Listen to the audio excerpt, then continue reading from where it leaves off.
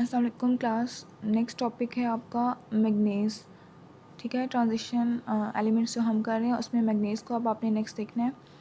और इसमें भी हम क्या क्या डिस्कस कर रहे हैं मैग्नीज़ के ऑक्सीडेशन स्टेट को और मैग्नीज़ के कुछ रिएक्शंस हैं और उसके अलावा use of potassium magnet as an oxidising agent के तौर पे जो उसके रिएक्शंस हैं और टाइट्रेशन में भी KMnO4 का जो यूज़ होता है सोल्यूशन उसको भी आपने आगे स्टडी करना है। तो सबसे पहले इसके ऑक्सीडेशन स्टेट देखते हैं कि इसकी जो स्टेबल ऑक्सीडेशन स्टेट है वो +2 +4 और +7 है। ठीक है, और KMnO4 पावरफुल ऑक्सीडाइजिंग एजेंट है, ये टाइट्रेशन रिएक्शन में भी यूज़ होता है। और इसके अलावा आपके पास यहाँ पे अल्कलाइन और एसिडिक मीडियम दोनों में इसके रिएक्शंस गिवन है। अल्कलाइन सॉल्यूशन में पहले ये क्या करता है कि जो मैग्नीज़ की ऑक्सीडेशन स्टेट है वो +7 से +6 में कन्वर्ट होती है, देन +6 से वो +4 में जाता है। ठीक है, तो कलर भी कैसे चेंज होता है कि KMnO4 जो है आपको पता है कि ये पर्पल कलर का सोल्यूशन होता है, तो ये पर्पल से ग्रीन में कन्वर्ट होता है और ग्रीन से फिर ये कलरलेस हो जाता है। लेकिन एसिडिक मीडियम में क्या होता है कि इसकी ऑक्सीडेशन स्टेट +7 से +2 में हो जाती है और ये पर्पल से कलरलेस बन जाता है। नेक्स्ट आपके पास है potassium magnet as an oxidising agent in organic chemistry. Organic chemistry के बहुत सारे रिएक्शंस हैं जिनमें ये as an oxidising agent use हो रहा होता है। यहाँ पे आपके पास एग्जांपल इसके लिखे है कि ये डिटेक्शन के लिए यूज़ होता है। जब भी आपने डिटेक्ट करना हो कि अनसैचुरेटेड कंपाउंड में हमने चेक करना होता है कि कार्बन के दरमियान में डबल बॉन्ड है या ट्रिपल बॉन्ड है, तो वहाँ पे डिटेक्शन के लिए यूज़ होता है।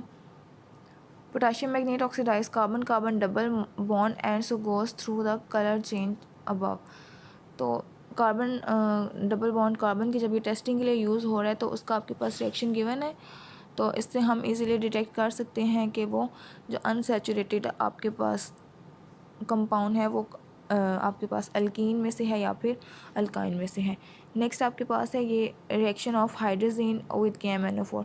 हाइड्रोजन आपके पास बेसिकली क्या है, देखिए यहाँ पे लिखा हुआ है N2H4। ठीक है, ये तो आपके पास जब इसका रिएक्शन हो रहा है KMnO4 के साथ तो आपके पास हाइड्रोजन में N-2 से N0 ऑक्सीडेशन स्टेट में जा रही है। अच्छा, नेक्स्ट आपके पास है ये एरोमेटिक साइड चेन के ऑक्सीडेशन में भी यूज़ होता है। आप देखो आपके पास यहाँ पे ये पहले आपके पास लेफ़्ट साइड पे एरोमेटिक चेन्स दो गिवन है, एक के साथ CH3 ग्रुप अटैच है मतलब कि मिथाइल, और एक के साथ इथाइल ग्रुप अटैच है। ठीक है, लेकिन जब इनका रिएक्शन हो रहा है KMnO4 के साथ तो क्या हो रहा है आपके पास दोनों में, वैसे तो उन्होंने लिखा है कि बहुत सी प्रोडक्ट बनेंगी जिनमें आपके पास कार्बन डाइऑक्साइड भी है और भी प्रोडक्ट हैं, लेकिन मेन प्रोडक्ट जो दोनों रिएक्शन में बन रही है वो आपके पास बेंजोइक एसिड है, बेंजीन रिंग के साथ COOH। ठीक है, तो ये आपके पास यहाँ पे मेन प्रोडक्ट बन रहा है दोनों रिएक्शंस के लिए। नेक्स्ट आपके पास है ऑक्सीडाइजिंग एजेंट इन टाइट्रेशन। ठीक है, तो टाइट्रेशन रिएक्शंस में ये यूज़ होता है आपके पास, पहले आपके पास इसके कुछ रिएक्शंस हैं। फर्स्ट में क्या हो रहा है कि ये सल्फ्यूरिक एसिड के साथ रिएक्ट कर रहे हैं। ठीक है, सेकेंड आपके पास क्या है, एथेनाइक एसिड और कार्बन डाइऑक्साइड है, देन सल्फाइड आइंस हैं। तो ये जो सारी रिएक्शंस हैं ना इनकी आपने अच्छे से प्रैक्टिस करनी है।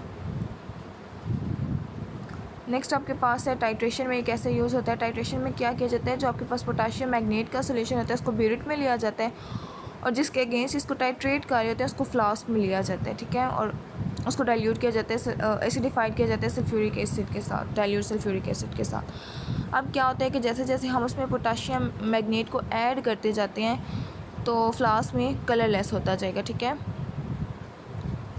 नेक्स्ट जो आपके पास आयरन है ये काफ़ी लेंथी टॉपिक है तो इसको हम बाद में डिस्कस करेंगे, पहले हम कॉपर कर लेते हैं। कॉपर में आप ऑक्सीडेशन स्टेट को हमें डिस्कस करना है और रिएक्शन ऑफ कॉपर जो है हेक्सा एक्वा कॉपर है और अमोनिया और कार्बोनेट के साथ है। तो सबसे पहले इसके ऑक्सीडेशन स्टेट में है कि कॉपर आपको पता है दो ऑक्सीडेशन स्टेट में होता है, जब Cu+1 होता है तो वो क्यूप्रिस होता है और जब Cu+2 होता है तो वो क्यूप्रिक होता है। और वो आपको यहाँ पे मेंशन करें कि अगर मेंशन नहीं है आपके पास ये कॉपर की कौन सी स्टेट है तो उससे फिर आप यही मतलब लेंगे कि वो आपके पास क्यूप्रिक है, +2 में वहाँ पे एग्जिस्ट कर रहा है। ठीक है, और आपके पास जो क्यूप्रिक कंपाउंड होते हैं वो कलरलेस होते हैं, ये भी इनकी एक प्रॉपर्टी है, फिजिकल प्रॉपर्टी। उसके अलावा वो डायमैग्नेटिक होते हैं और वो वाटर में इनसॉल्युबल होते हैं। ठीक है, नेक्स्ट आपके पास इसके कुछ रिएक्शंस हैं और इन रिएक्शंस के बाद फिर आपके पास रिएक्शन है हेक्सा एक्वा कॉपर का हाइड्रोक्साइड आयन के साथ। तो हेक्सा एक्वा कॉपर का जब वाटर हाइड्रोक्साइड आयन के साथ जब उसका रिएक्शन हो रहा है तो उसका जो कलर है वो देखें थोड़ा डार्क हो रहा है, ठीक है, वो ब्लू में कन्वर्ट हो जाएगा और साथ में वाटर रिलीज हो रहा है। नेक्स्ट है hexa aqua copper ammonia solution के साथ जब रिएक्ट कर रहे हैं तो आपके पास प्रोडक्ट आपके पास गिवन है और आपके पास कलर चेंज भी गिवन है कि आपके पास पहले वो थोड़ा लाइट कलर है, फिर वो डार्क में जा रहा है ब्लू में, और फिर वो ब्लैकिश टाइप थोड़ा कलर हो गया, ठीक है। अच्छा जी, नेक्स्ट आपके पास है reaction of hexa aqua copper ion with carbonate ion. अच्छा जी, नेक्स्ट इसमें आपने अगेन आपके पास जो फाइनल प्रोडक्ट है वो आप देखो कि आपके पास लाइट से वो डार्क कलर में जा रहा है, ठीक है। फिर लास्ट में आपके पास कुछ ट्रांजिशन एलिमेंट्स दिए हुए हैं और उनके यूजेस दिए हुए हैं। तो मोस्टली जो है ये आपके पास फर्स्ट जो लेड मोनोऑक्साइड है वो पेंट्स में यूज़ हो रहा है। वल्कनाइजेशन ऑफ रबर मींस के रबर को हार्ड करने के लिए यूज़ होता है, और इसके अलावा रेड लेड की प्रिपरेशन के लिए भी यूज़ हो रहा है।